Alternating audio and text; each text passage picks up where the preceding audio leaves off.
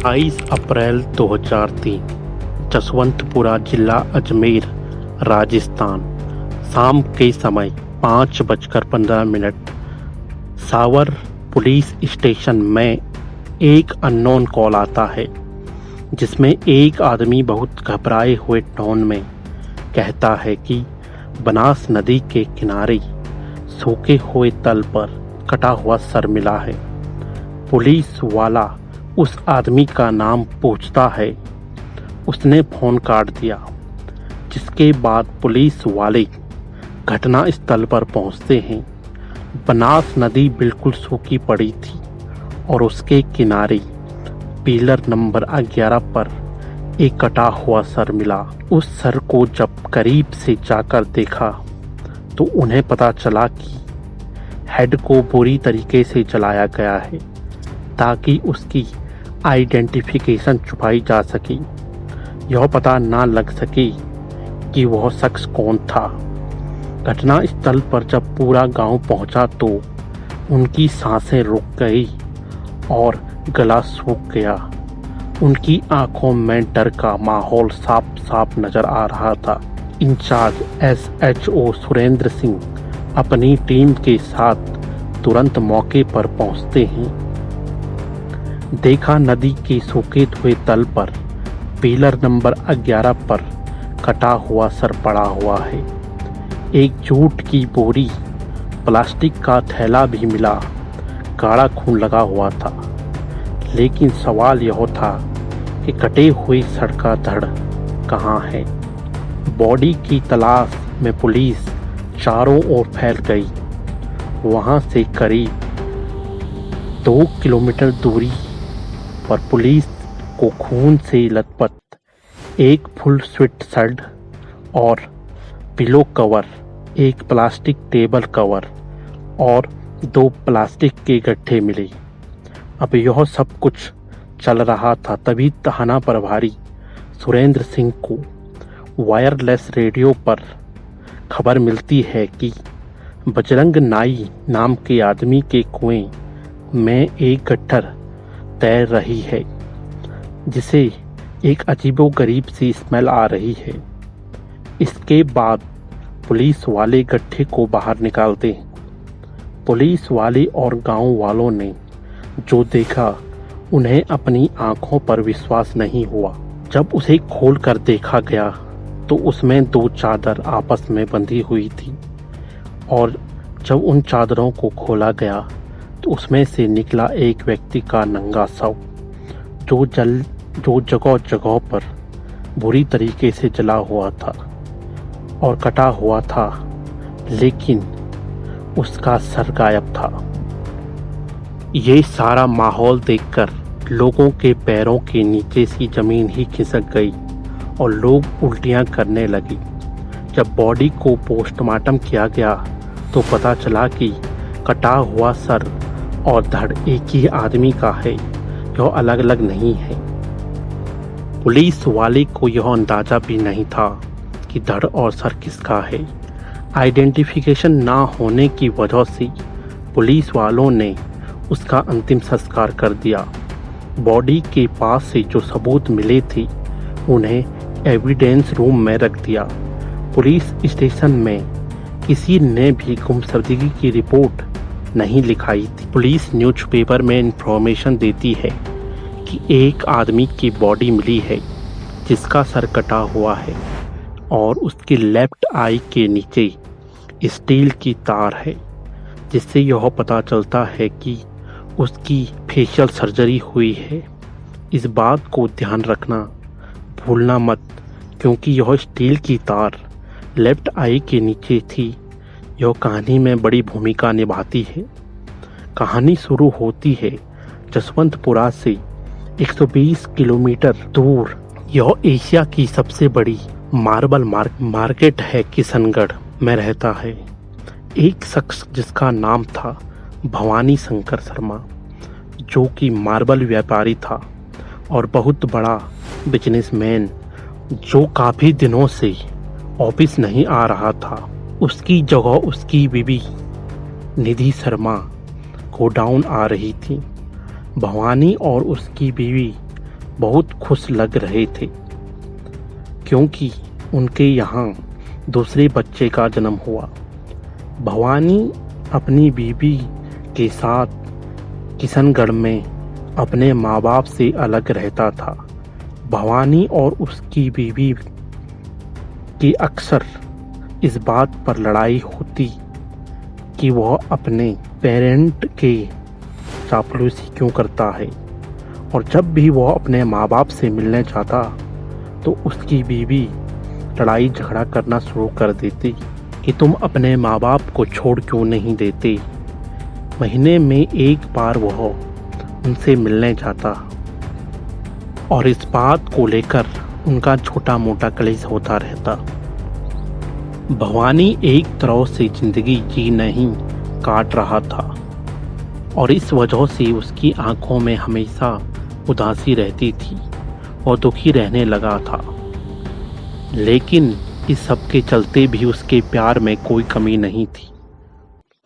वह एक दूसरे को बहुत प्यार करते। 25 अप्रैल 2003 यह वो तारीख थी जब भवानी शर्मा लास्ट टाइम अपने माता पिता से मिलने आया और घर वापस पहुंचकर उसने अपने माता पिता को भी कॉल लगाया, कहा मैं घर पहुंच गया हूं। लेकिन इस कॉल के बाद भवानी ने अपने माता पिता को कोई कॉल नहीं किया था। पिता दुर्गा प्रसाद और माता भंवरी देवी इस बात को लेकर टेंशन में रहने लगी कि हमारा बच्चा हमें कॉल क्यों नहीं कर रहा, क्योंकि इससे पहले ऐसा कभी नहीं हुआ। पूछताछ में पता चला कि उनका बेटा काफ़ी दिनों से ऑफिस भी नहीं आया। दुर्गा प्रसाद अपनी बहू को कॉल लगाकर पूछता है कि भवानी कहाँ है। उसका कॉल भी नहीं लग रहा, वह ऑफिस भी नहीं जा रहा। निधि उन्हें पलटकर जवाब देती है कि अगर आपको ज़्यादा टेंशन हो रही है तो आप खुद आकर देख लीजिए, गोडाउन में आना घर पर नहीं। मैं आपकी सेवा करने के लिए नहीं बैठी हूँ। दुर्गा प्रसाद अपनी बहू से इससे ज़्यादा भी उम्मीद नहीं करता था। वो अपने जानकारों और रिश्तेदारों से भवानी का पता लगाने को कहता है। सभी ने काफ़ी कोशिश की लेकिन किसी को भी भवानी के बारे में कुछ पता नहीं चला। निधि ही वो थी जिसे शायद पता हो कि भवानी के बारे में, लेकिन ऐसा भी नहीं था कि वह ढूंढ नहीं रही थी। वह उसे ढूंढ रही थी, पर वह अपने ससुराल वालों से कोई मदद नहीं लेना चाहती थी। 4 मई 2003 को दुर्गा प्रसाद के घर अखबार वाला अखबार फेंकता है, जिसमें उन्होंने जैसे ही उन्होंने अखबार का फ्रंट पेज खोला तो दुर्गा प्रसाद के हाथ पांव फूलने लग गए, पांव सुन पड़ गए। उन्होंने यह न्यूज़ सुनकर आभास हो गया कि उसके बेटे की कहीं और लाश तो नहीं, और शायद यह डेड बॉडी उसके बेटे की है। उसमें उन्होंने पढ़ा कि उसके लेफ्ट आई के नीचे स्टील का वायर लगा हुआ था। भवानी का एक एक्सीडेंट हुआ था, उसका भी लेफ्ट आई के नीचे गंगाराम हॉस्पिटल में एक सर्जरी हुई थी जो कि लेफ्ट आई में स्टील का वायर डाली थी। दुर्गा प्रसाद और सारे लोग पुलिस स्टेशन पहुंचते हैं तो पुलिस वाले उन्हें सारी बात बताते हैं। पिता दुर्गा प्रसाद बहुत टेंशन में था, कैसे पहचाने कि डेड बॉडी उसके बेटे की है। थाना प्रभारी सुरेंद्र सिंह बोलता है कि हमने उनका अंतिम संस्कार तो कर दिया, लेकिन आसपास बहुत सारे सबूत मिले।